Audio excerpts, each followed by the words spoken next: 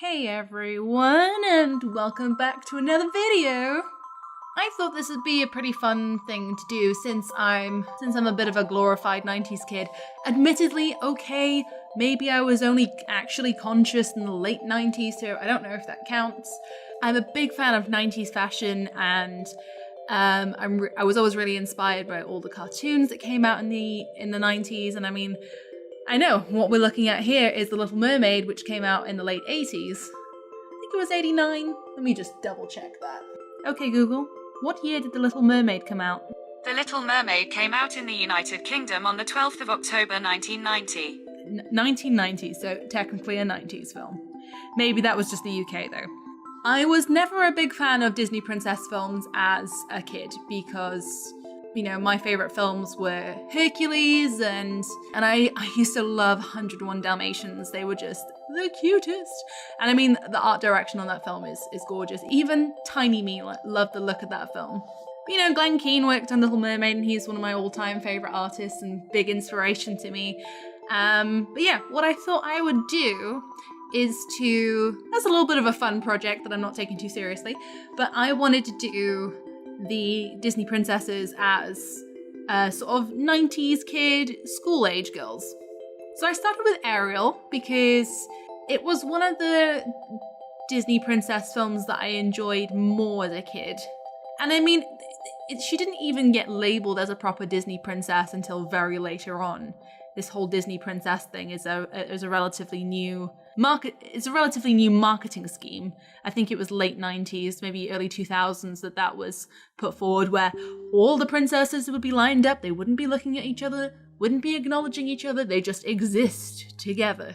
And it's kind of weird, just for the sake of sort of being pretty. But I liked Ariel. She was pretty headstrong, she was rebellious, and also she had bright red hair, and I absolutely loved her hair. It was so cool. And me being a redhead as a kid, I was thinking, this person is a little bit like me, but not, her waist is tiny. I mean, there were parts in Little Mermaid that seriously scared me as a kid. I never quite understood why when she signed her name on the deal, if she was able to write that in English, then surely she'd be able to write out her name for the prince? I don't know, maybe there was some magic spell on that too, but I digress. So as a teenager, you know, Ariel's supposed to be 16 in the film, so this fits in pretty well with kind of high schooly age. But I thought that she's not quite rebel on the kind of same scale that Merida and Mulan would be, because I think they're a lot more hard-going than she would be. But I think she's the kind of person that would have been coddled as a kid and a little bit on the preppy side because her parents want her to look good and be presentable, but she's still got this like wild streak in her. So I wanted her to be sort of looking out for adventure. And I mean, it's pretty simple, standard pose, but I kind of assembled it with the thought that I could have her standing with the others and they can all just sort of be assembled in a scene, interacting with each other, which could be quite fun. So I put her hair up because I thought it's a little bit more of a preppy look, but I kind of kept it a little bit unkempt at the end. You know, it looks like she's put it up because it's to please her parents, but or her dad, her precious father. But she doesn't care enough to have done it like super tidily. She's still, you know, a bit on the hot-headed side. I wanted her to look semi-beachy because there was a point in the video where I put her in flip-flops, or sandals at least, and then I sort of backtrack on this because I was going to split her outfits into a summer version and a winter version, but then I just got sidetracked and I realized it lost a bit of the character with this big puffer jacket, and I was like, what is this actually selling as part of the character's character? And it didn't really work, so I just thought, you know what, okay, maybe she's just one of these people that is just warm all the time. You know those kinds of people, you know, they'll be in a room where everybody's in sweaters and they'll just be boiling and be like, is it warm in here? It's just me. And then you're like, yeah, it's just you. Same goes for cold people. I'm one of those cold people, but I also enjoy the cold, so yeah, so I put her in some high-waisted shorts, and I mean, I call this 90s fashion, but it could very well fit into what people wear as trends now, because I like this kind of day and age where like you could pretty much wear anything from any decade, and as long as you sort of have a bit of knowledge in combining colors, you can make anything work, honestly. And as long as you have the confidence to pull it off, so it's like, well, whatever goes. So I've given her a sort of semi, not quite a choker, but it's, I was going to give her one of those shell necklaces, but then I couldn't be bothered to look it up to reference it to draw. But you know the ones I mean, the very sort of stacked up white shells that a lot of surfers wore. But I just gave her sort of a double necklace with a shell on the end. And of course she's got her shell bag because I have seen t-shirts with the print of the shells, like where her bikini would be. But I just thought, that's a very niche thing that people sort of wear as like casual Disney cosplay. So I thought just plain t-shirt. Looking back on it now, I kind of feel like maybe I should have like had a more ecological theme on it. Like Save Our Oceans or something like that, because she seems like the kind of person who would be kind of pushy enough to be trying to rally people to support being environmentally friendly and looking after animals. I gave her an iconic purple scrunchie as well. I sort of played around with putting this as a green colour, but I thought, there's not so much purple on this, so I made it purple instead. But yeah, she's just sort of got a loose crop top, she's got some high-waisted shorts, and I was going to do them blue because I thought, it's not often that you actually find coloured denim, but it just fits so well, like just doing it in her tail colour, it just works so well, and I think it looks great. Same with her Converse, I just made it sort of a light green, which is like her fins.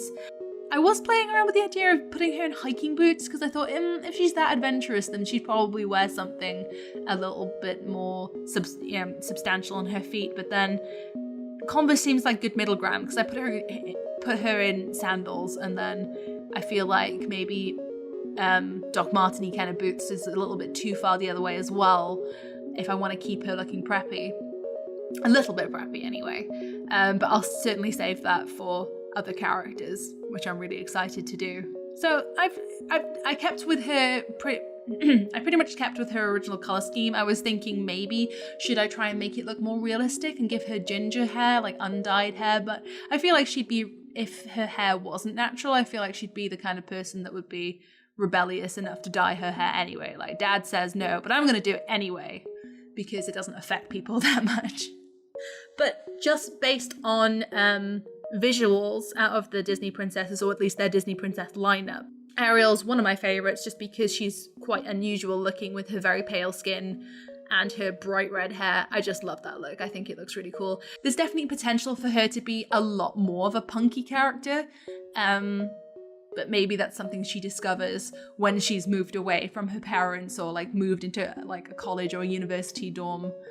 Maybe that's when she starts playing around with being more punky. I just feel like as a 16-year-old, she's probably a little bit more sheltered and wants to go out into the world, but her parents are just like, nah.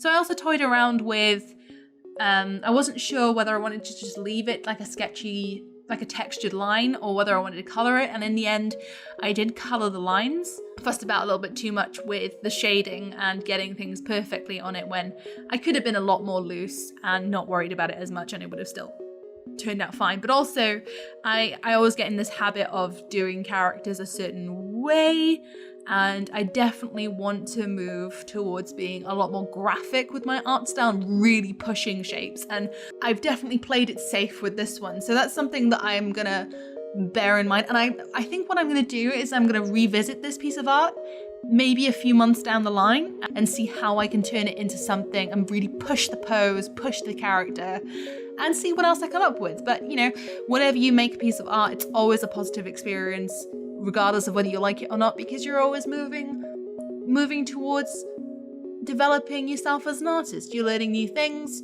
whether that's good or bad. It's just you're constantly progressing, and that's what art is all about. It's about the journey. It's not about the end result.